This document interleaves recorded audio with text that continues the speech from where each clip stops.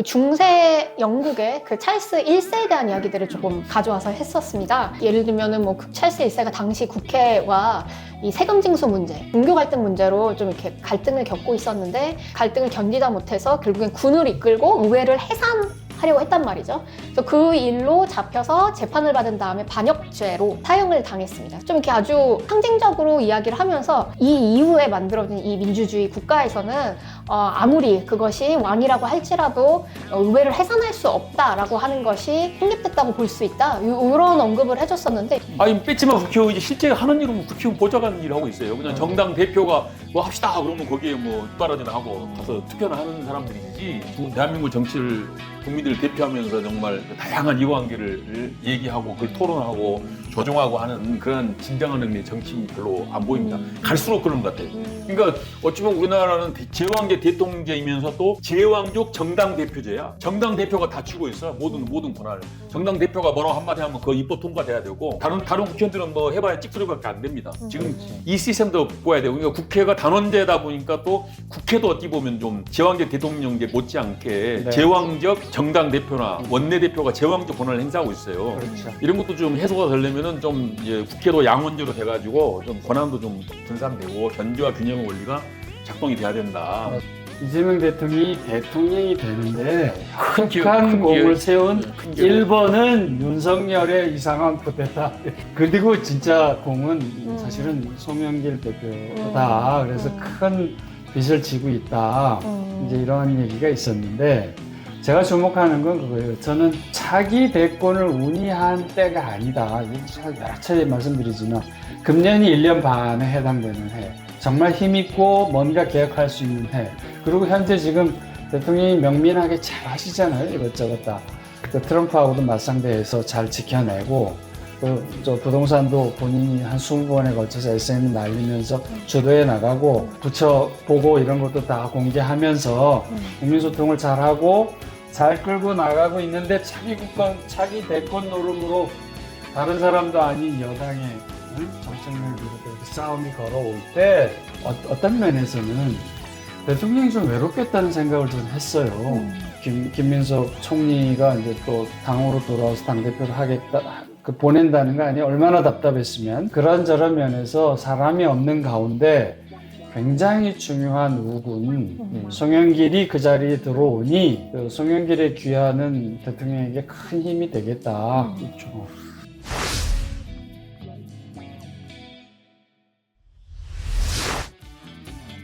안녕하세요, 여러분.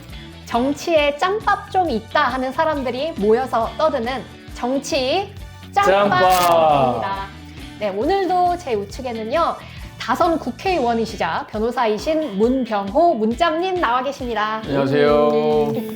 그리고 제 왼쪽에는 여의도 정치 경력 30년, 국회 정책연구위원이시자 당 연구원 원장이시자 KMPMG 컨설팅까지 맡으셨던 정두환 정짬님 나와 계십니다. 안녕하세요. 네, 오늘 아주 큰 일이 하나 있었습니다.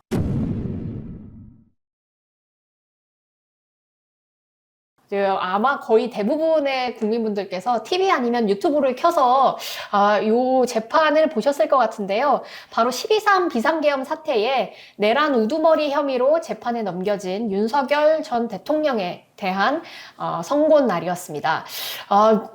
유튜브로 저는 봤는데요. 이 채널 창에 지기현 판사가 약간 조금 윤석열 편을 드는 것 같으면 무죄다 이렇게 나오고 이게 뭔가 좀 불리한 이야기를 하면 유죄다 사형 이렇게 나와서 이게 좀 끝까지 종잡을 수가 없었는데 이 선고 요 내용은 굉장히 짧고도 또 좀 쉽게 설명된 면이 좀 있었던 것 같습니다. 잠깐 짧게 좀 설명드리면 그 윤석열 전 대통령이 무기징역을 선고받았고요. 그다음에 범행에 함께 가담된 혐의를 받는 이제 김용현 전 국방부 장관은 징역 30년, 그리고 노상원 전 정보사령관은 18년, 욕이 아니라요. 18년. 그 다음에 조지호 전 경찰청장은 징역 12년, 그리고 김봉식 전 서울경찰청장은 징역 10년, 그리고 모겸태 전 서울경찰청 국회 경비대장은 징역 3년을 선고받았습니다. 그리고 윤수경, 김용군 같은 경우엔 무죄가 나왔습니다. 이게 많은 분들이 이게 조금 너무 적다 이렇게 생각하시는 분들도 좀 있는 것 같아요. 예를 들면 정청래 당대표 같은 경우엔 이거 재판이 잘못됐다. 사형을 받았어야 마땅한데 직위원 재판부가 잘못된 선고를 내렸다. 뭐 이렇게 얘기를 하기도 했습니다. 지금 법조인이신 우리 문짬 생각으로는 소견은 좀 어떠신지요? 저는 뭐 무기징역을 예상했었고 뭐 적절한 판결이었다고 생각을 합니다. 민주당 열성 지지자들은 좀 소원하겠죠. 그렇지만은 이 사건의 전후 과정이나 여러 가지 종합적으로 봤을 때는 무기징역이 적절하지 않았냐 생각이 되고요. 지금 부장판사가 뭐 재판 진행 과정에서 여러 가지 뭐 많은 논란도 있었지만은 마지막은 잘 정리한 것 같습니다. 그 논란들은 약간 좀 어떤 논란들이었나요? 지금 판사가 뭐 다른 건 다 저는 이제 뭐 문제가 없었다고 보는데요. 진행을 좀 만담식으로 했다. 사실 이 엄중한 재판이잖아요. 뭐 내란 대한민국의 뭐 역사가 뒤집힐 수 있는 그런 엄중한 재판인데 조금 만담식으로 하다 보니까 좀 뭔가 좀 추상 같은 단호함 같은 게 부족했다. 이거는 맞는 것 같아요. 그렇지만 진행 과정에서 나름대로 판사로서 충분히 그 당사자들 얘기를 경청했고 많이 들어줬고 또 좀 겸허하게 진행을 했고 결론도 적절하게 냈기 때문에 저는 뭐 직위원 부장판사에 대해서는 할 만큼 했다라고 생각합니다. 근데 또 저 입장에서는 오히려 좀 부드러워서 좀 좋았던 면도 있는 것 같아요. 약간 이렇게 너무 부드럽다니까. 부드러운 까지 좋은데 조금 사건의 그 성격에 비해서는 조금 너무 부드러웠어요. 엄중해야 되는데. 그리고 또 그 어떤 분들께서는 그 이 직위원 부장판사가 좀 너무 윤석열 편에 대한 그 윤석열 편에 계속 서왔던 건 아닌가 좀 걱정을 많이 하셨었거든요. 그러니까 무죄를 때리지 않을까 좀 걱정을 하셨는데 그 우리 정짬께서는 무기징역 내려진 것에 대해서 좀 어떻게 보셨습니까? 저도 무기징역으로 예상을 했고 어차피 이제 내란 속에는 딱 두 가지잖아요. 사형 아니면 무기징역인데 이제 아마도 여러 가지 정황으로 볼 때 무기징역이 맞겠다 이렇게 생각이 들었고 이제 정청래 대표는 좀 많이 비판적으로 사형이 안 나온 거에 대해서 사법개혁을 해야 된다 이러면서 이제 조희대 대법관을 겨냥하고 뭐 그랬던데 물론 이제 논쟁의 소지는 약간 있을 수 있을 것 같아요. 직위원 판사가 그 무기로 한 이유가 초범이고 나이가 좀 많고 뭐 실제로 이게 어마어마한 무슨 계획이 오랫동안 진행된 게 아니고 약간 뭐 우발적인 요소가 있고 뭐 다친 사람이 별로 없고 뭐 이제 이런저런 이유를 들어서 설명을 해서 이제 말씀하신 대로 사안의 중대성에 비추어 보면 재판관이 너무 부드러운 말투와 깍듯한 예의가 조금 잘 안 어울리는 그렇게 했지만 생각했던 것보다 직위원 판사가 자기 원칙을 합리적인 선에서 잘 지켜서 적절한 판결을 했다. 뭐 저는 그런 느낌이 들더라고요. 그 정청래 당대표의 어떤 반응 같은 경우에는 조금 이렇게 우민 정치나 뭐 대중 우미나 추수주의죠. 대중 추수주의. 추수주의. 열성 네. 적극 지지자들을 향한 메시지라고 봐야 되고 그러니까 이제 뭐 일부 언론에서는 무슨 뭐 감경했다라고 뭐 그 평가를 하던데 이거는 제가 볼 때 감경이라기보다도 이 내란죄에 대해서는 사형짜리 내란죄가 있고 네. 무기징역짜리 내란죄가 있는 거 두 가지 종류가 있는 단계가 조금 거예요. 이렇게 다르군요. 그러니까 이 직위원 부장이 봤을 때는 이 윤석열의 내란죄는 무기징역짜리 내란죄인 거죠. 원래 사형짜리인데 감경한 게 아니에요. 제가 볼 땐 그렇게 보입니다. 그 이유가 약간 좀 허술하다. 그 좀 이렇게 치밀하게 했다고 보기가 조금 어렵다. 그리고 실제로 그게 여론조사에도 있어요. 재밌게 이번에 설 여론조사 보면 민주당을 지지하시는 국민들은 83%가 사형 또는 무기징역이었고 국민의힘은 29%가 무기 또는 사형, 그러니까 아주 극단적으로 갈려요. 근데 국민들은 일반적으로 59% 정도가 사형 또는 무기징역. 근데 정말 재밌는 건 무죄 추정이 민주당 지지자 중에 1%가 있고 국민의힘 지지자 중에 40%나 돼요. 아, 그렇게 따지면은 이제 이게 막 진영으로 확 나눠져 있는 상황이라. 근데 그렇게 따지면 약간 국민들과 훨씬 더 괴리감이 있는 게 이 국힘의 내부의 정서 같네요. 그렇죠. 그러니까 이게 오늘 아마 이런 입장을 가지고 국민들이 나눠져 있을 것 같아요. 현재 상황이. 그래서 좀 83%, 그 중에서도 사형을 43%가 민주당지. 그러니까 그 중에 거기에 지금 이 정 대표는 속하는 것 같고, 보통의 평균적인 국민들은 무기징역이 32로 제일 높았으니까 이제 사형도 좀 낮진 않아요. 27%던데. 그런 느낌의 차이들이 분명히 좀 있는 것 같은데 법리상 보면 크게 무리는 좀 없었다는 느낌입니다. 그리고 또 이 재판부가 선고를 하면서 법리적인 근거들, 특히 이제 역사적 근거들에 대한 언급을 좀 했는데, 그 중세 영국의 그 찰스 1세에 대한 이야기들을 조금 가져와서 했었습니다. 그 예를 들면은 뭐 찰스 1세가 당시 국회와 이 세금 징수 문제, 그 다음에 이제 종교 갈등 문제로 좀 이렇게 갈등을 겪고 있었는데, 이제 그 갈등을 견디다 못해서 결국엔 군을 이끌고 의회를 해산하려고 했단 말이죠. 그래서 그 일로 잡혀서 재판을 받은 다음에 반역죄로 사형을 당했습니다. 그래서 요거를 좀 이렇게 아주 그 상징적으로 이야기를 하면서 이 이후에 만들어진 이 민주주의 국가에서는 아무리 그것이 왕이라고 할지라도 의회를 해산할 수 없다라고 하는 것이 성립됐다고 볼 수 있다. 이런 언급을 해줬었는데 요거 관련해서는 어떻게 보셨습니까? 그러니까 이제 그거는 그 예를 든 거는 이제 소위 말해서 윤석열 지지하는 쪽에서 비상계엄 선포권은 대통령의 권한 아니냐. 대통령이 자기 권한 선포했는데 왜 그게 죄냐 이런 데 대한 반론이에요. 그러니까 실제로 또 내란죄라는 것은 대체로 권력을 갖고 있지 않은 사람이 일으키는 게 내란이지 권력을 갖고 있는 사람이 일으키는 게 내란 아니거든요. 좀 드문 케이스예요, 사실은.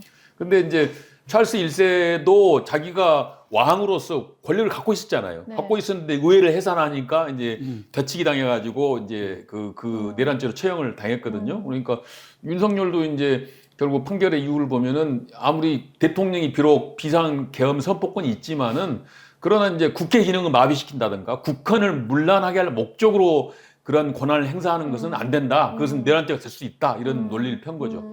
아니 말씀 들어보니까 조금 더 명료하게 느껴지는 게 이게 이 찰스 1세가 얘기했었던 그 왕권 신수설, 나의 권력은 신으로부터 온다와 그 국회가 얘기했던 것, 그 국회의 권력은 국민으로부터 나온다라고 하는 게 이렇게 부딪혔었던 것에서 결국에는 왕권 신수설이 폐기되고 이렇게 새로운 민주주의가 나왔었다는 요거를 지목하려고 그걸 꺼낸 것이군요. 네. 아, 문자님 말씀 드리니까 이게 딱 이해가 더 잘 됐습니다. 그런 것 같아요. 그러니까 굉장히 지경 판사가 고민을 많이 한 흔적. 그리고 이제 더 나아가서 이 사건 이후에 한국 민주주의가 한 발짝 더 나갔으면 좋겠다. 이 염원을 담아서 아마 끄집어낸 것 같은데. 그러니까 중세 시대 때 영국 그 찰스 1세가 지금 이게 아마 1640년대 50년대 그 사이겠죠. 네.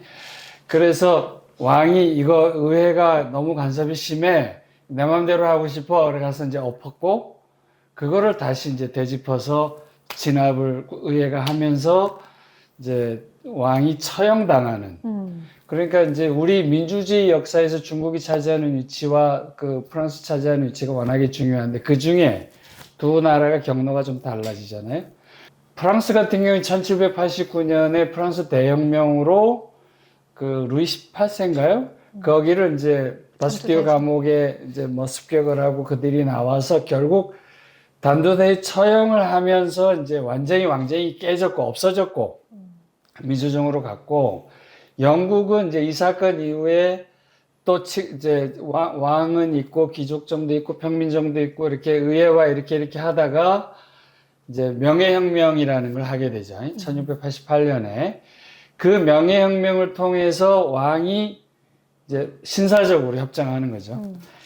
군림하되, 나는 왕이야. 군림하되 지배하지 않는다는 큰 원칙으로 모든 권한을 이제 민에게 넘겨주고, 이제 그 왕이 지금도 남아있는 이 두 개의 경로였는데, 아마 지경 판사가 이 사례를 제시하면서 우리나라의 그렇게 양원제가 있었으면 얼마나 좋았을까 하는 얘기와 미국처럼 상원과 하원이 이렇게 2년씩 번갈아 가면서 하는 중간선거라는 게 있으면 지금처럼 극단적으로 뭐 그 제왕적 대통령에 의한 폐해가 나거나 또는 그냥 다수당의 일종의 폭거라고 할 수도 있는 의회의 독재가 나오는 이 문제까지도 좀 건드려 보고는 어떤 헌법 개정을 제시해 보는 그런 고뇌의 흔적이 아니었는가.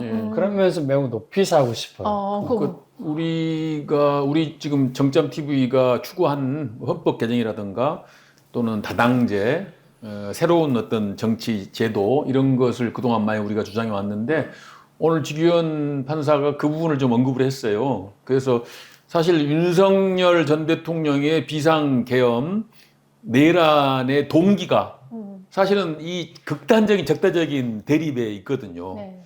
윤석열 전 대통령도 민주당에서 물론 그거는 윤석열의 개인적인 잘못된 판단인데 민주당에서 이제 너무 이제 극단적인 대립을 하고 예산도 깎고 입법도 안 해주고 하니까 거기에 화가 나갖고 비상계엄 맨날 저지른 거잖아요. 맨날 탄핵하고 저지른 거잖아요. 그러니까 이런 극단적인 대립 관계가 결국 이제 비상계엄 원인이 됐다. 그걸 지목하면서 이제 양원제라든가 아까 말한 이제 교차되는 선거 제도가 있었더라면은 그러면 좀 완화될 수 있거든요.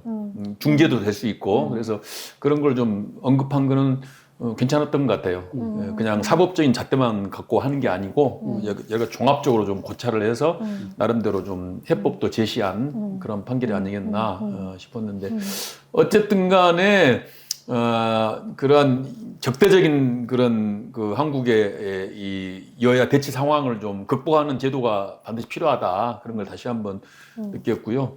그리고 이제 저는 사실은 윤석열 전 대통령을 그전부터 쭉 좀 모자란 사람이다. 정치적으로 모자란 사람이라고 제가 표현했는데. 대학교 동창이죠. 서울법대. 제가 동기 동창이죠. 좀 정치적으로 모자란 사람이다라고 표현을 했는데. 내란과. 네, 사실은 사형을 당할 만큼 정치적 자격도 없는 사람이에요. 제가 볼 때는 사형을 안 해서 좀 지금 민주당 열성 지지자들은 지금 화가 나 있는데 사실은 사형을 당할 만한 그런 정도의 정치적 자격이나 위상을 갖고 있지도 못한 사람이기 때문에 무기징역 선고했으면은 그 정도로 그냥 적절하다라고 평가했으면 좋겠다는 말씀드립니다. 사형 언도할 가치도 없다. 여기에서 치밀하지가 못했다고 하는데 일맥상통하신 것 같습니다. 그리고 저도 이렇게 판결 보면서 인상 깊었던 게 이 재판부가 과거에 대통령의 의회를 해산하거나 시도했었던 적이 있는가 사례들을 이렇게 쫙 다 살펴봤대요. 근데 이 사례가 별로 없다는 거예요. 분명히 대통령과 의회가 동시에 존재하고 있는 나라에서는 대통령한테 의회 해산권이 있는데 그게 잘 이렇게 빈번하게 일어나지 않더라. 우리 헌법에는 없죠. 네, 근데 왜 그러냐? 그러니까 의회 해상권이 대통령한테 있는 나라에서조차도 그게 있지가 않는데 왜 그게 없냐? 이게 보니까 아까 말씀하셨던 것처럼 양원제나 중간투표제나 소원제나 이런 다양한 방식으로 그것을 완충하려고 하는 그 제도가 아주 치밀하게 설계되어 있었다 이런 얘기를 하는 걸 보고 네, 헌법 개정이 정말 필요하다는 생각을 했습니다. 맞습니다. 그게 그러니까 지금 그 양원제 얘기를 우리나라 분들은 양원제 생소하거든요. 양원제가 뭔가요? 상원과 하원이 있는 거죠. 네. 그러니까 상원은 이제 좀 더 넓은 영역에서 뽑는 거고 우리나라 같으면 이제 서울시에서 몇 명, 경상북도에서 몇 명, 전라남도에서 몇 명 이렇게 뽑는 게 상원이고 이제 하원은 소송구 그야말로 서울에서 영등포구, 강남구, 성북구 이런 데서 한 명씩 뽑는 게 이제 그 하원이거든요. 근데 세계에서 좀 그나마 먹고 살만하다라고 하는 나라 30개국을 예로 들었을 때 OECD 국가. OECD 국가에 플러스 하여튼 약간 그래도 OECD 근접한 나라 30개국, 근데 40개국을 봤을 때 양원제를 하지 않고 있는 나라가 우리나라하고 터키밖에 없어요. 그러니까 이제 부끄러운 사실입니다. 우리나라 사람 잘 몰라요. 그럼 다른 나라는 다 양원제? 다 양원제, 다 양원제입니다. 그러니까 그런 사례가 없죠. 양원제에서는 대통령이 무슨 비상대권을 행사해갖고 국회를 해산할 수가 없어요. 제도 자체가 불가능한 그런 시스템이죠. 왜 불가능한가요? 상원, 하원이라는 게 기본적으로 이제 이 정치 이 환경이 그렇게 아주 아주 극단적으로 적대적인 관계가 되기도 힘들고 또 이제 하원보다는 상원이 좀 대통령을 견제하는 그 기능이 큽니다. 상원원들은 좀 중진들이 많이 있고 대통령급들이 많이 있기 때문에 이제 쉽게 상원까지 쉽게 이렇게 해산하기 좀 쉽지 않은 그런 정치 환경이 만들어지는 거죠. 그러니까 사실은 저도 양원제에 대해서 꼭 해야 되나라고 생각을 했었어요. 단원제 해도 상관없는 거 아닌가라는 생각을 했는데 제가 그 얘기를 듣고 세계에서 상위 30개, 40개 나라에서 양원제를 하지 않는 나라는 우리나라하고 튀르키예 두 나라뿐이다라는 말을 듣고 야 이거 양원제를 해야 되겠구나. 어떻게 대한민국이 튀르키예하고 같은 급이냐 그런 생각을 했습니다. 아니, 이제 그 양원제 얘기가 나올 때마다 항상 궁금한 게 좀 있는데 이게 꼭 하원이랑 상원이 이렇게 있어서 마치 이제 귀족정 같은 느낌이 조금 들기도 하고 이제 하원 의원들이 아무리 이제 발로 뛰어도 이제 상원 몇 명만 뭐 대기업이나 어딘가에서 확보를 해놓으면 절대로 법안이 통과될 수 없다. 뭐 이런 이야기들도 한참 돌고도 했었거든요. 그거는 큰 오해인데요. 이게 말씀하신 대로 아까 우리 찰스 1세 얘기도 잠깐 했는데 영국의 경우 이제 왕이 통치를 하면서 세금 걷고 해야 되는데 반발들이 심한데 그 중에 제일 큰 반발이 귀족의 반발이잖아요. 그래서 귀족을 중심으로 한 의회를 만들었는데 이게 이제 세월이 가면서 민의 성장에 올라오면서 이제 그들의 반발도 줄여야 되니까 평민 의회를 만들어서 그게 이제 상원과 하원의 이제 이 원조예요. 미국의 경우는 그 귀족이라고 말하는 그게 누구냐면 지금 이제 50개 주입니다만 13개 주가 스테이트죠. 연방을 하자, 유나이티드 하자, 유나이티드 오브 스테이트 이렇게 돼 있잖아요.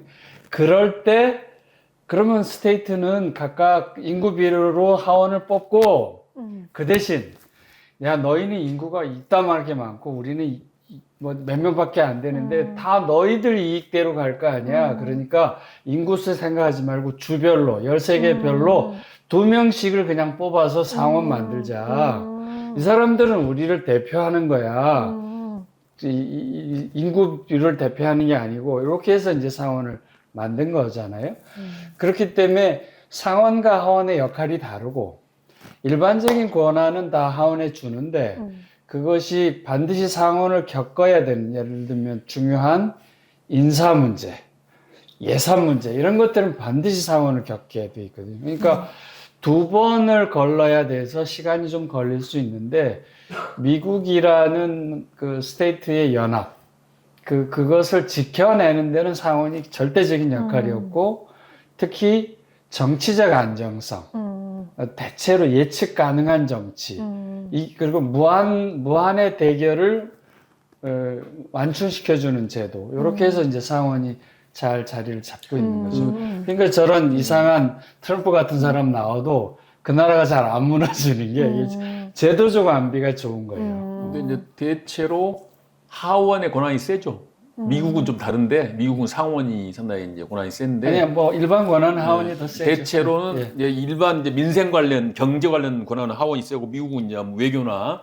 뭐 이제 국방 이런 데는 상원 권한이 세고요. 근데 대체적으로 선진국이나 대체로 뭐 세계적으로 봤을 때는 하원이 좀 권한이 세요. 일본도 마찬가지고 모든 나라가 되게 하원이 좀 권한이 세고 그래서 하원 중심으로 하고 상원은 거기에 좀 이제 좀 견제하는 기능을 좀 하고 있다 보여지고 그다음에 우리나라도 상원이 필요하다고 저는 더해서 느끼는 게 요즘에 우리나라는 정당이 모든 걸 좌지우지하잖아요. 정당의 과두화가 돼가지고 맞아요. 지금 국회의원 300명이잖아요. 그 중에 진정한 국회의원은 30명밖에 안 돼요. 맞아요. 270명은 다 국회의원 보좌관들이야. 맞아요. 아 그런가요? 지금 아니 뺐지만 국회의원이 실제 하는 일은 국회의원 보좌관 일을 하고 있어요. 그냥 정당 대표가 뭐 합시다 그러면 거기에 뭐 뒷바라지나 하고 가서 뭐 투표를 하는 사람들이지 정말 대한민국 정치를 국민들을 대표하면서 정말 그 다양한 이해관계를 얘기하고 그걸 토론하고 조정하고 하는 그런 진정한 의미의 정치인이 별로 안 보입니다. 갈수록 그런 것 같아요. 그러니까 어찌 보면 우리나라는 제왕제 대통령제이면서 또 제왕족 정당 대표제야.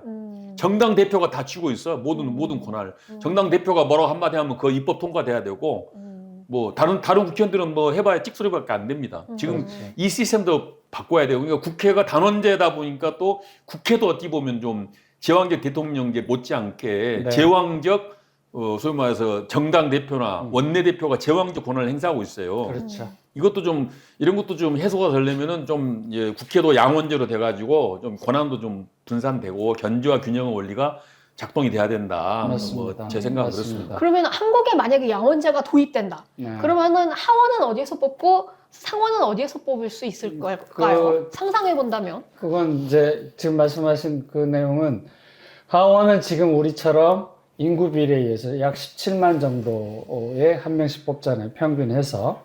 그렇게 해서 인구 비례를 뽑으면 되고 상원은 이제 지방 분권을 강화시켜 줘야 되니까 지방 인구수 상관없이 지방 자치단체 광역별로 선출을 해주면 돼요. 예를 들면 2명씩 하자든지 아니면 아무리 그래도 제주도는 67만, 66만인데 서울은 900만이고 경기도는 1,500만인데 말이 돼 그러면 그걸 좀 약간 완화하더라도 그런 정도의 조정을 해서 광역의 이익을 대변하는 거 이렇게 뽑아주면 되겠죠. 아니, 말씀 들어보니까 왜 견제받지 않는 권력은 항상 부패한다고 하잖아요. 그렇죠. 국회 그 자체는 사실상 서로 견제할 수 있는 시스템은 많지 않았던 것 같아요. 이제 양원제가 이제 서로 두 다른 그 원들끼리 견제할 수 있는 기능도 좀 있으니까 오늘 알게 됐습니다. 그게 좀 필요하다는 거를. 역할도 좀 다를 수 있고요. 그리고 이제 저는 늘 얘기했듯이 지금 국회가 지방 의회화 되고 있다. 맞아요. 국회의원들이 정말 그야말로 나라 일을 봐야 되는데 국회의원들이 나라 일을 보는 게 아니고 동네 일을 보고 있어요. 지방의원들이 하는 일이에요, 사실 그거는. 그러니까 제가 늘 예를 들었듯이 저는 인천에서 이제 부평에서 국회의원을 했잖아요. 그러면 인천시 경제의 20%를 인천 항만이 좌주지합니다. 인천 항만이 잘 되면 그 여파가 인천시 전체에 미치는 영향력이 20%예요. 그러면 인천 항만이 잘 되면 부평에도 20%만큼 혜택이 오는 거죠. 그러면은 부평구 국회의원이 인천 항만을 위해서 인천 항만이 잘 되도록 힘을 써야 돼. 그러면 부평으로 20%가 흘러 들어오잖아요. 그런데 거기에 신경을 전혀 안 씁니다. 뭐에 신경 쓰냐? 동네 뒷골목 도로 놓는 거.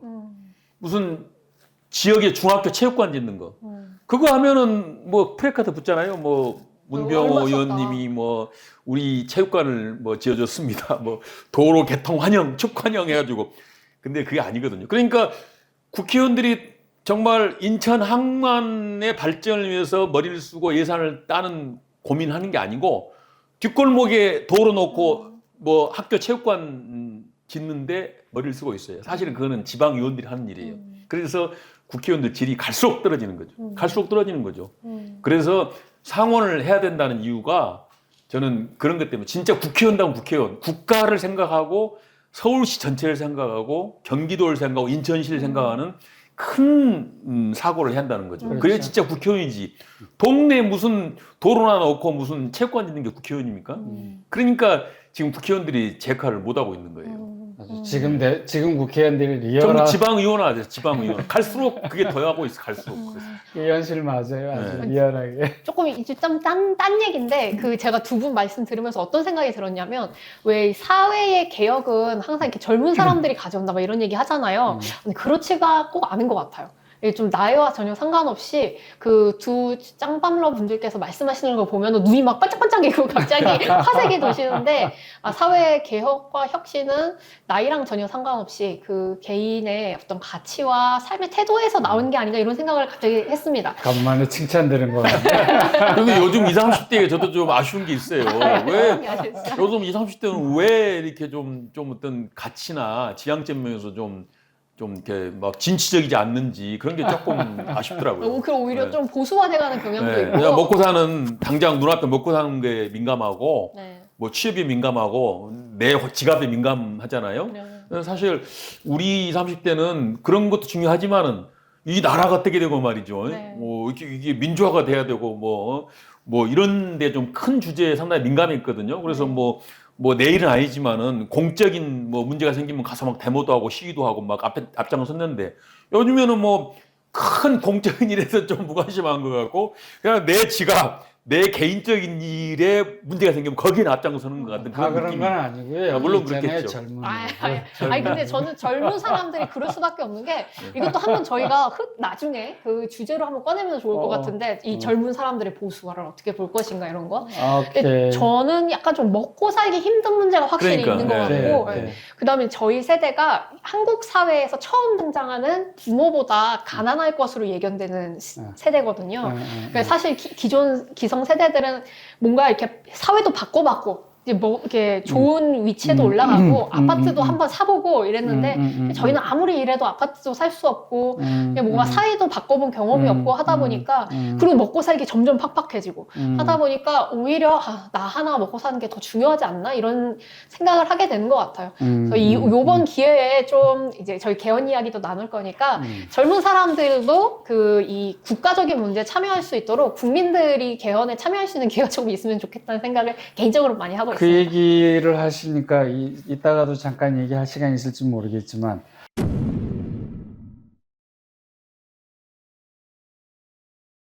이번에 서울시장 가상 양자 대결 이래가지고 뭐 이제 양당 이렇게 쭉 나오는데 재밌는 게 민주당 정원호 후보하고 오세훈 이제 국힘 후보 뭐 이제 그 후보 얘기하려는 게 아니고 20대가 정원호를 22%인데 오세훈이 42%에 거의 더블돼요.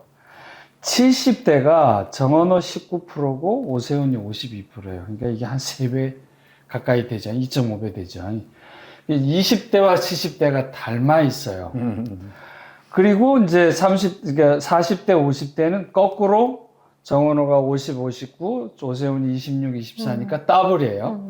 그래서 우리 세대가 지금 20대하고 70대, 그러니까 손자와 할머니, 할아버지하고 한편이고 40대, 50대 아빠들 세대하고 이렇게 싸우고 있는 상황이라 거의 모든 사안이 이렇게 돼 있어요. 대립이.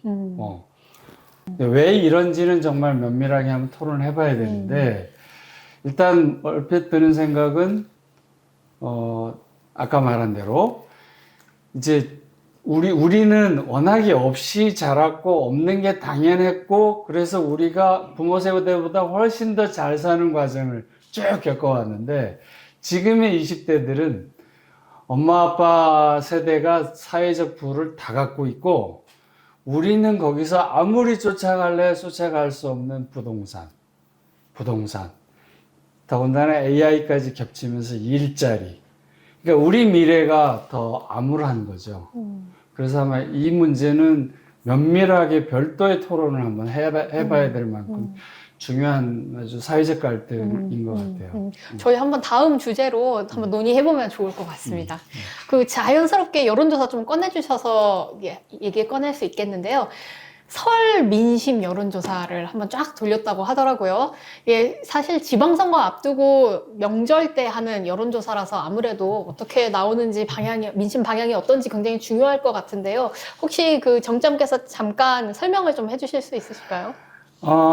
그냥 개괄적으로만 한번 말씀을 드려볼게요. 이번에 SBS, MBC, KBS 3사가 각기 여론조사를 했어요. SBS는 입소스하고 했고, MBC는 코리아 리서치, KBS는 케이스닷 리서치하고 했는데, 대체로 한 10일. 죄송해요. 맡겨요. 이렇게 말씀 들어보니까 방송국을 언급하시는 게, 역시 그 레거시 미디어에서 자주 출연하셨던 짬밥이 있다. 레거시 미디어들은 방송사를 꼭, 여론조사 어디서 했느냐를 꼭 언급해야 되잖아요. 그런 짬밥이 여기서 어쩔 수 없습니다. 나머지 구체적인 사안은 중앙선관위를 참고해 주시고. 네네. 그냥 개괄적으로만 정리해 보면, 이재명 대통령이 63, 64, 65까지 나왔어요. 그리고 부정이 30, 31. 그러니까 지금 이재명 대통령은 이제 8개월 지났는데 굉장히 안정적으로 국민의 지지를 지금 획득하고 있고 이슈 파이팅을 잘해요. 네, 이슈 파이팅을 참 잘해요. 그리고 본인이 SNS를 아주 잘 사용하니까 이번에 부동산 가지고도 1월달, 2월달 거의 20번 정도를 본인이 SNS를 했으니까 그래서 이제 장동혁하고 부딪히고 막 이랬잖아요. 완패죠, 장동혁 대표에. 그것도 한몫할 것 같습니다. 그리고 이제 그 지방선거 전망이 쭉 나오는데 그냥 세세한 얘기하기보다 총론으로 얘기하면 거의 민주당 완승, 국힘 완패. 남아있는 게 서울시장. 팽팽한데 민주당이 약간 우세. 그 다음에 부산시장. 이것도 전재수 대 그 박형준, 40대 30으로, 거기도 민주당 쪽으로 좀 기울어져 있고. 남아있는 게 대구, 경북. 그 정도 가져가고, 지금 강원도도 이미 뭐 한 12% 이상 격차가 나면서 우상호, 지금 또, 누굽니까? 현 강원지사를 누르더라고요. 그래서 전반적으로 보면 남아있는 선거라는 게 서울, 부산도 넘어갈 가능성이 있고, 대구, 경북 정도를 지키고, 경남과 울산 정도를 해볼까? 뭐, 요런 정도지. 나머지 충청권을 포함해서 이미 선거도 거의 완사이드하게 지금, 민주당으로 넘어가 있는 상황이다. 그 다음에 또 재밌는 게, 두 당의 대표가 무지하게 공궁해요.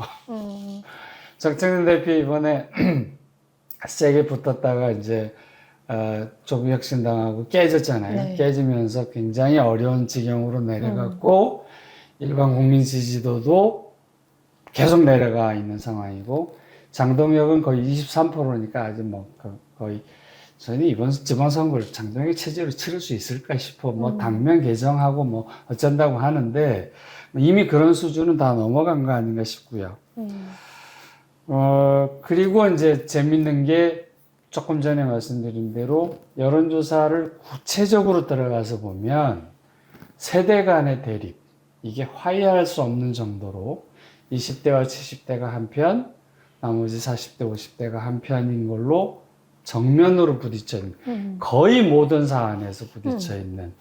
그래서 여야의 대결이 뭐 극단적인 상황으로 가 있는데 세대 간 대결도 거의 그 수준에 가 있는. 그래서 대한민국 정치 구조가 이미 제도적 재정비를 하지 아니하면 회복할 수 없는 지경에까지 가 있는 것 같아요. 이번 총 여론조사의 설 민심은 이렇게 드러나는 것 같습니다.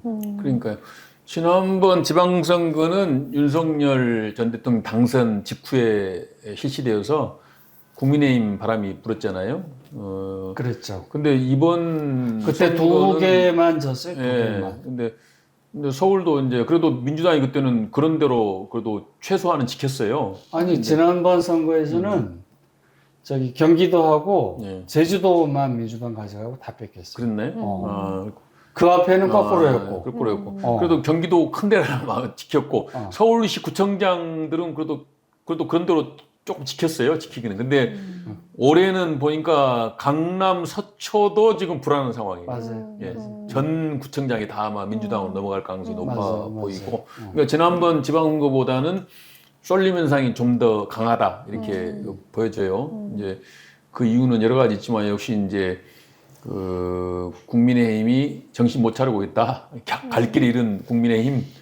특히 장동혁 대표가 지금 좌석열 우근혜. 예. 좌측에는 윤석열, 오른쪽에는 박근혜. 이 두 세력 가지고 지금 이 당을 지탱하면서 선거를 치르겠다는 건데 좀 제가 볼 때는 정신 나간 지금 행보를 하고 있다. 그렇게 보여주고. 그렇죠. 모르겠으면 장동혁 대표가 판사 출신이다 보니 뭐 규정대로 하면 되는 거 아니냐. 규정에는 이제 당대표를 뭐 소환하거나 탄핵하는 제도가 없어요. 지금 현재 우리나라 정당 그 당원에는. 그 저희 녹색당에는 있었거든요. 아, 그래서 네. 이제 작은 당이 있는데 네, 큰 작은 당은 지금 당은 없는데. 민주당 국힘에는 지금 당대표 소환제도가 없습니다. 그러니까 내가 버티면은 뭐 대표 계속 해먹는 거지 이런 생각하고 있는 것 같아요. 그런데 정치가 그런 게 아니죠. 아까 말씀하신 대로 이 갈수록 제가 볼 때는 이 지방선거 판세가 더 이제 벌어질 것 같아요.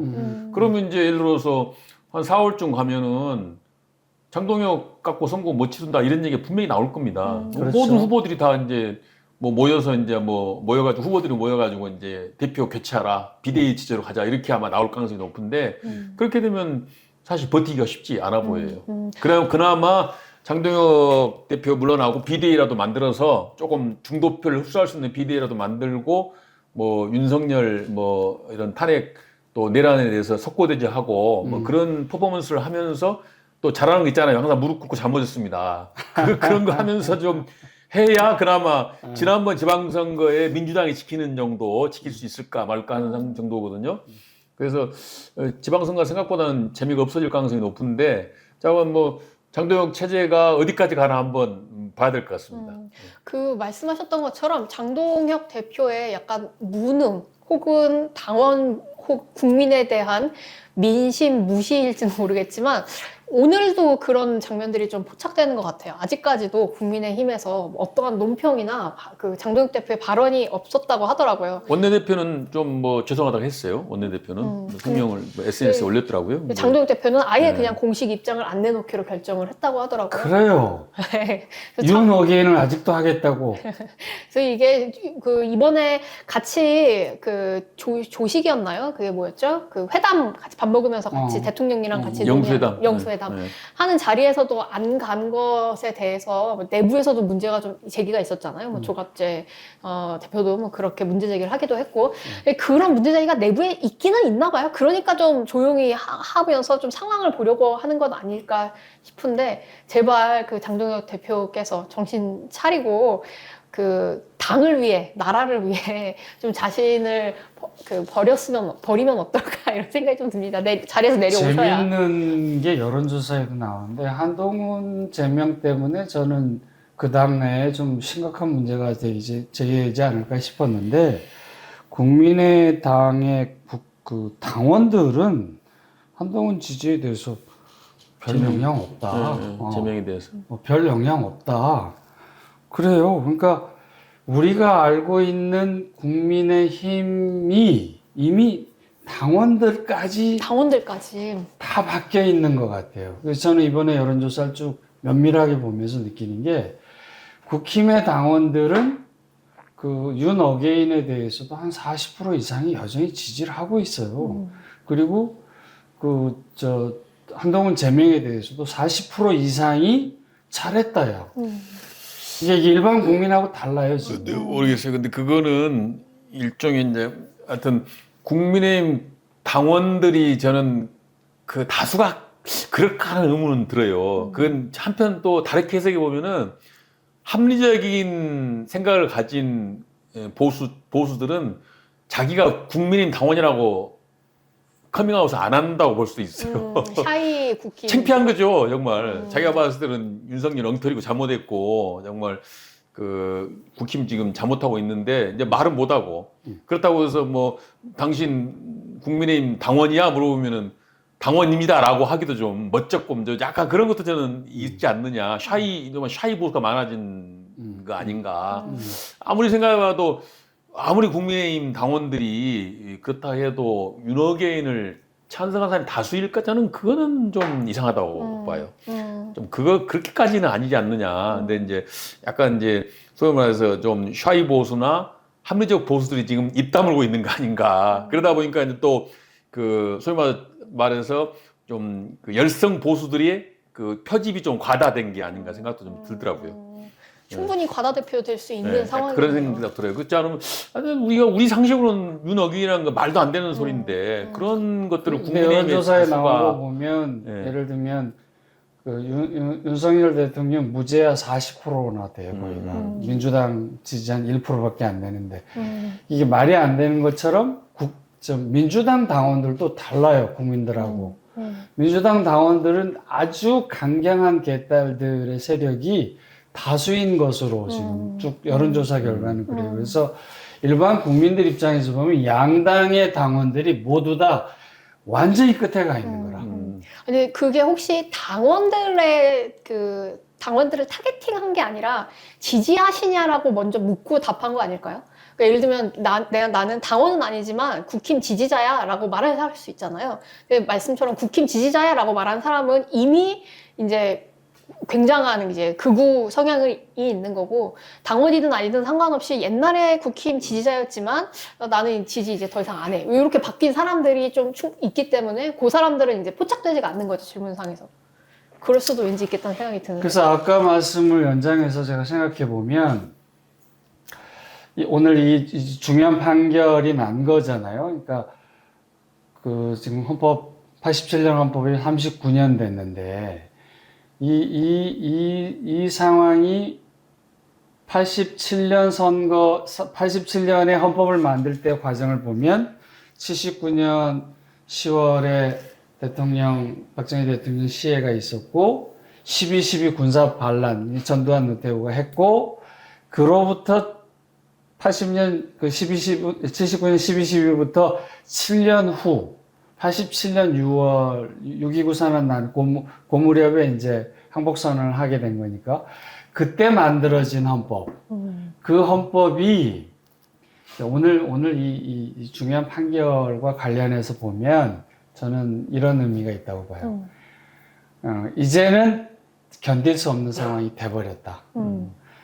지금은 양당의 당원들도 정말 양쪽으로 끝없이 그냥 극단으로 가 있고 이제 대통령이 이 계엄을 함부로 할 수 있는 거 이것도 바꿔야 되고 끝없이 가 있는 이 사람들의 지지를 갖고 당대표가 되고 그 사람들은 그들의 편에 서야 그 당권에 가까이 가니까 그리고 그 사람들을 기반으로 해서 차기 권력으로 갈 테니까 이번에 정청래 대표가 했던 이상한 일들이 다 그런 거에 연유한다면 이제 개헌 없이는 이상한 나라로 갈.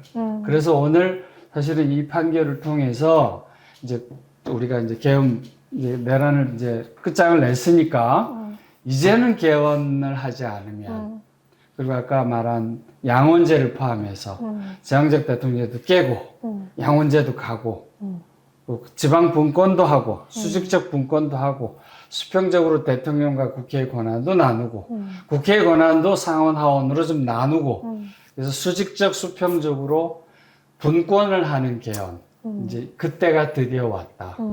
역사적으로 왔다.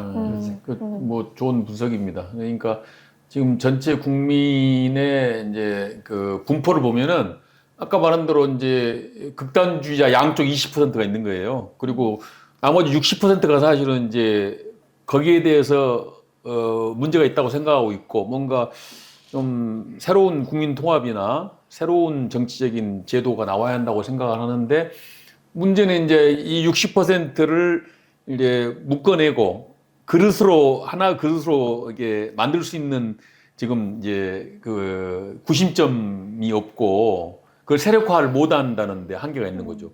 그러니까 제3 공간이 지금 세력화가 안 되고 무기력하기 때문에 그러니까 양쪽에 20%각 20%에 끌려다니는 거죠. 60%가. 왜냐하면 대안이 없잖아요. 그러면 결국은 20%가 싸움판에서 기권하든지 그냥 구경꾼이 되든지 아니면은 둘 중에 하나를 찍어야 돼. 덜 싫은 사람을. 그러니까 이게 지금 현재로서는 그 지금까지는 그게 이제 통해왔고 그 뭐 양당의 극단적인 그 팬덤들에 의해서 좌우되는 것들이 과거에 비해서 지금 굉장히 지나치다고 봐야 돼요. 그러니까 이제는 이러한 어떤 조건들이 이제 뭔가 새로운 돌파구가 열릴 그럴 객관적인 조건들은 성숙이 되고 있다고 봐야죠. 근데 이거를 이제 하나 묶어내서 에너지화 해가지고 이거를 이제 하나의 세력으로 묶어서 새로운 어떤 정치 질서를 주도할 수 있는 세력이 지금 없다는 거, 그걸 주도할 수 있는 사람들이 없다는 게 문제인데 그런 것들이 앞으로 이제 우리가 좀 만들어야 할 과제가 아닌가 그런 생각이 들어요. 예. 제일 바라는 거는 이제 이재명 대통령께서 이러한 상황을 좀 주시하고 정확하게 핵심을 좀 잘 파악을 해서 뭔가 새로운 제도로 바꾸어 나가는 일에 착수하고 그 일을 좀 했으면 좋겠다고 우리가 그동안 누차 얘기했었는데 지방선거까지는 이제 뭐 그렇다고 치고 지방선거 이후에 그런 길로 나아가 주시길 바라고 정말 그렇게 됐으면 좋겠는데 자관 그런 데 대한 대책을 좀 세워야지 않겠는가. 그래서 뭐 언제까지나 그 극단적인 양쪽 극단적인 세력에 의해서 끌려다니고 결국 그렇게 하다 보니까 모든 국가의 기능이나 모든 시스템들이 다 편향되고 이게 작동이 제대로 되지 않는 그런 상황. 그리고 소위 말해서 너무 그냥 근시안적인 또 내가 필요한 것만 내가 원하는 것만 보게 되는 이러한 현실을 좀 더 균형 잡히고 크게 보고 전체를 생각하는 이러한 것들이 굉장히 지금 부족한 상황이다. 그래서 이제 진정한 정치인이라면은 그런 것들을 좀 주도하고 욕을 먹더라도 양쪽 팬덤들한테 욕을 먹더라도 그 올바른 길을 제시하고 그 길을 나가는 뚜벅뚜벅 걸어가는 정말 그 뜻 있는 정치인들이 필요한데 지금 그런 사람들이 별로 눈에 띄질 않아요. 그냥 양극단의 팬덤에 잘 보여서 자기의 정치적인 이득을 취하려는 사람만 보이고 정말 양극단적인 잘못된 그런 행태에 대해서 좀 비판하면서 이 길이 아니다라고 욕을 먹더라도 그 나아가는 그런 정치인이 없다. 그것이 아쉬운 점이라고 볼 수 있습니다. 나라가 어지러울 때 충신을 생각한다 그런 얘기가 있잖아요. 그래서 지금 그 말씀하시니까 떠오르는 사람들이 있는데 예를 들면 이탄희 의원, 뭐 금태섭 의원, 정혜영 부산, 김혜영, 김혜영, 네. 김혜영 또 누구야 김세연 그 한나라당 김세연 부산에 예. 부산에 예, 예. 뭐 이제 이런 정말로 자기 소신을 가지고 열심히 국민의 입장에 서서 뭔가를 하려고 했던 사람들은 이렇게 다 이렇게 이제 밖으로 나가 있잖아요. 그러니까 이제 이 체제 안에 들어와서 중심을 못 잡으면 다 쫓겨나는 상황이니까 그렇게 따져보면 꽤 많을 거예요, 아마 생각보다. 그래 이제 옛날처럼 이제 갑자기 뭐 안철수 현상 이래가지고 정치 경험 없는 사람이 막 깃발 들고 이렇게 해서 이제 실패한 경험들이 우리에게 여러 번 있잖아요. 뭐 문국현도 있고 그 앞에 정몽준도 있고 뭐 돌아가신 이제 정주영 회장도 있고 뭐 여러 번의 그런 현상들이 있었는데 박찬정도 있었구나. 현상이 있었는데 이번에는 좀 그렇게 검증됐고 지금 밖에 나갈 수밖에 없었던 사람들 거기에 이제 우리 문병호 의원도 포함되실 텐데 그런 분들이 좀 용기를 내서 뭐 좀 저는 뭐 20대 20이라는 게 좀 과하게 얘기하신 것 같아요. 아무리 줄어들어도 25대 25는 여기 있는 것 같아요. 그러니까 이제 한 50% 아니면 더 짧게 보면 뭐 30% 뭐 40% 하여튼 이런 갈망하는 그 정치가 좀 제대로 가고 국가가 제대로 가려면 좋은 사람들이 일을 할 수 있는 그런 제도를 만들자 하는 욕구는 이제 드디어 왔다. 그리고 그거는 정말 처절하게 느끼고 있는 그리고 그것에 마지막 못 볼 거를 보고 있는 게 지금 상황이 아닌가. 그래서 좀 용기를 내고 나서 주셨으면 좋겠다 하는 바람이 있습니다. 갑자기 제가 생각난 건데, 아까 그 젊은 세대가 이 정치적으로 좀 아무 얘기도 없다 하는 것에 좀 안타까움이 다들 있었잖아요. 다시 생각을 해보니까, 이번 탄핵 때 여의도에 가장 많이 모였던 게 바로 20, 30대 여성들이었어요. 맞아. 네, 그게 사실 자기 알바하고 일하고 대학교 다니던 친구들이 일 다 그만 잠깐 이렇게 끝나고 나서 다 나와가지고 하루 종일 저기 의회 앞에 있으면서 막 집회하고 추운데도 거기 앉아있고 그랬잖아요. 맞아. 아니, 그게 있다는 사실을 한번 알려드리고 싶었고. 대한민국은 여성 없으면 망해요. 그거는 벌써? 맞아. 이번에 맞아. 동계올림픽에서 또 메달 딴 사람은 다 여자들이야. 여성들이야. 다. 그리고 아니, 제가 신참 그 얘기 잘해주셨는데 네. 그날 기억이 나요. 그러니까 12.3 계엄이 나고 12월 14일 날 이제 국회에서 그 탄핵안이 가결이 됐는데 그 앞주에 이제 우리 딸내미가 우리 신 대표하고 나이가 같아요. 35살인데 아빠 전부 다 20대 30대 여자들이 많아. 그래가지고 그리고 이제 재밌는 게 응원봉 들고 나가야 돼. 이래가지고 이제 집사람하고 이제 응원봉 살라고 그랬더니 다 매진이야. 그래가지고 이제 우리 아이들 어렸을 때 그걸 찾아보니까 그 요술공주 뾰로롱 하는 거 있더라고요. 이제 그걸 들고 나갔더니 정말로 20대 30대 여성들이 많더라고요. 그 추운 겨울날 우리가 광화문에서 고생했잖아요. 그때도 보니까 20대 30대 여자들이 많아. 그래서 대한민국의 희망은 20대 30대 여자들이 들고 일어나야. 대신 저희 예전에 뭐 해화역 집회나 뭐 이런 거 생각을 해보면 조금 젊었을 때부터 저희 세대의 여성들을 조금 많이 들고 일어나면서 다녔던 것 같아요. 신참은 옛날에 저 녹색당 대표할 때 서울시장 나갔지 않았어요? 네, 맞습니다. 네. 이번에 서울시장 안 나가나? 아유, 안 나갑니다. 절대 선거. 깃발 한번 들어봐요.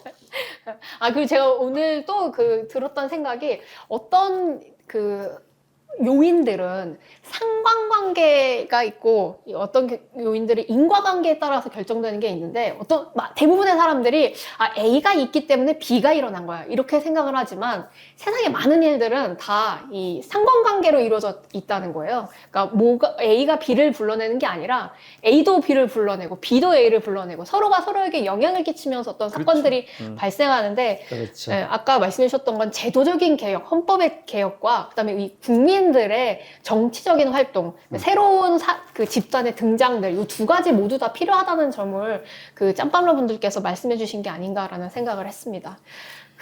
저희 세 번째 주제로 한번 넘어가 볼까 하는데요. 네.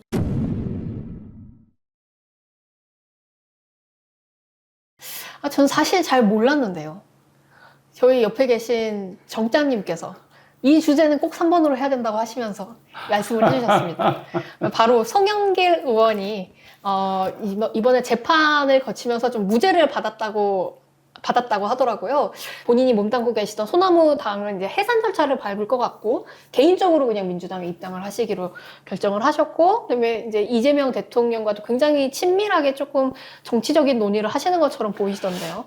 이번 무죄가 굉장히 중요한 정치적 의미가 있는 이유가 뭐냐면 우리가 이제 지난 편까지 정청래 대표, 김어준 총수 거기다가 이제 누굽니까 유시민 작가까지 한 몸이 돼가지고 이제 조국혁신당과의 합당을 추진했던 게 이제 무산이 됐잖아요. 그거로 인해서 이게 우리 제목이 나간 게 윤 어게인 저쪽이 날리면 이쪽은 문 어게인 아니냐 이래가지고 벌써 8개월밖에 안 된 새로운 정부를 두고 벌써 차기 대권 노름하느냐 이게 이제 지난번 우리 논의했던 거잖아요. 송영길 대표가 무죄가 난 게 중요한 이유는 송영길 대표가 인천 계양 출신인데 그 지역을 나오고 서울시장을 나가면서 대통령 선거에서 떨어진 이재명 후보가 이제 계양에 가서 국회의원이 당선이 돼요. 그리고 당대표가 됐고 그 덕에 이제 여러 번 국회 체포동의안이 제출이 됐고 그때 이제 한 번은 이제 판사가 그걸 기각시킨 이유 중에 하나가 현 야당의 대표로 재임 중에 있으므로 도주의 우려가 없고 이런 이제 구절들이 있어요. 그래서 결과적으로 보면 이재명 대통령이 되는데 혁혁한 공을 세운 1번은 윤석열의 이상한 쿠데타 했고 그리고 진짜 공은 사실은 송영길 대표다. 그래서 큰 빚을 지고 있다. 이제 이런 얘기가 있었는데 제가 주목하는 건 그거예요. 저는 지금 차기 대권을 운이할 때가 아니다. 제가 여러 차례 말씀드리지만 금년이 1년 반에 해당되는 해. 정말 힘있고 뭔가 개혁할 수 있는 해. 그리고 현재 지금 대통령이 명민하게 잘 하시잖아요. 이것저것 다. 트럼프하고도 맞상대해서 잘 지켜내고 또 부동산도 본인이 한 20번에 걸쳐서 SNS에 날리면서 주도해 나가고 또 부처 보고 이런 것도 다 공개하면서 국민소통을 잘하고 잘 끌고 나가고 있는데 차기 대권 노름으로 다른 사람도 아닌 여당의 정청래를 비롯해 이렇게 싸움이 걸어올 때 어떤 면에서는 대통령이 좀 외롭겠다는 생각을 전 했어요. 그런 면에서는 이제 지금 김민석 총리가 이제 또 당으로 돌아와서 당대표를 하겠다, 보낸다는 거 아니에요? 얼마나 답답했으면. 이제 그런저런 면에서 사람이 없는 가운데 굉장히 중요한 우군, 송영길이 그 자리에 들어오니, 송영길의 귀환은 대통령에게 큰 힘이 되겠다. 그렇죠. 잘 아시잖아요. 더군다나. 그럼요. 또 인천에서 같이 있었고 또 같은 고향이고 해서 잘 알죠. 송영길 의원은 상당히 우직하고 의리가 있는 정치인이에요. 그래서 앞으로 아마 이재명 정부에서 상당히 중요한 역할을 할 걸로 저는 봅니다. 특히 이제 당내가 지금 어수선하고 사실 이재명 대통령을 정말 서포트 해줄 수 있는 중진원이 별로 없어요, 지금. 맞아요. 그런데 송영길 의원이 만약에 국회에 다시 들어간다면은 민주당 내에서 좀 이재명 대통령을 대신해서 당을 좀 잘 관리할 수 있는 중요한 위치에 있다. 그렇게 보여지고 이번에 송영길 의원이 하여튼 이 사법 개항에 출마하게 되겠지. 예, 개항이나 또는 뭐 박찬대 만약 의원이 시장 나가게 되면 그 지역도 비게 되거든요. 그러니까 연수나. 적절하게 뭐 배치하면 될 것 같고 이번에 뭐 다시 하여튼 보궐선거에서 다시 그 국회로 복귀했으면 좋겠어요. 그래서 하여튼 송영길 의원이 이번에 이 사법적인 리스크를 잘 돌파하면서 상당히 이제 한 단계 업그레이드된 정치인이 됐다. 그리고 앞으로 아마 또 차기도 노려볼 수 있는 중요한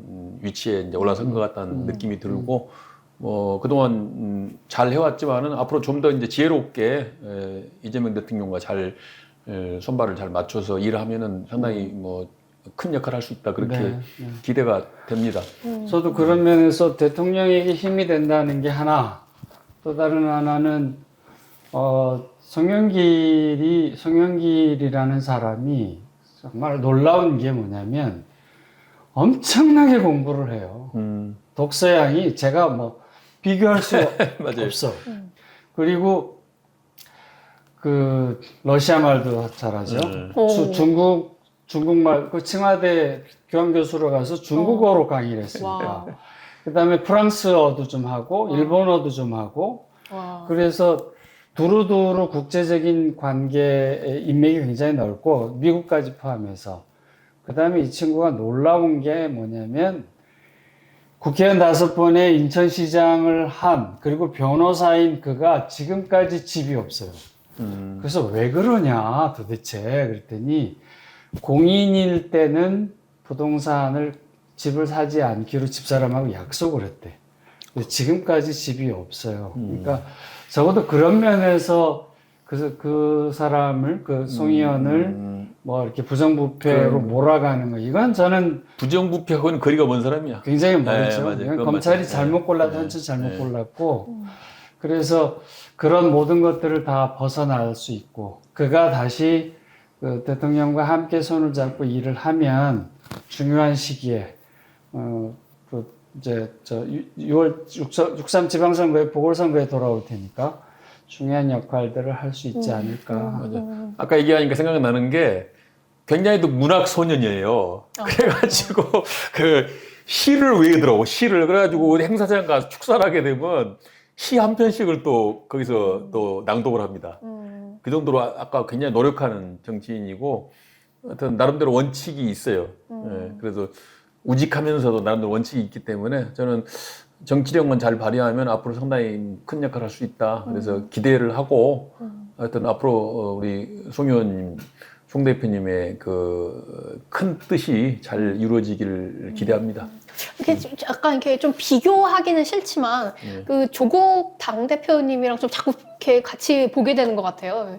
여기는 이제 결국에는 이제 사법적으로 무죄 판결을 받으셨고 그 다음에 당으로 합당하는 것도 아니고 이제 본인의 모든 걸 다 버려두고 일반 개인으로 이렇게 들어오셔서 하신다는 것도 좀 이렇게 사뭇 좀 다르게 보이기도 하는 것 그렇죠. 같아요. 차이가 있죠. 조국은 유죄를 받고 복역 중에 대통령이 사면 복권을 통해서 돌아온 경우고 이 경우는 지금 본인이 다 털어냈고 다 털어낼 때까지도 그 대통령에게 손을 내밀거나 이런 걸 안 하더라고요.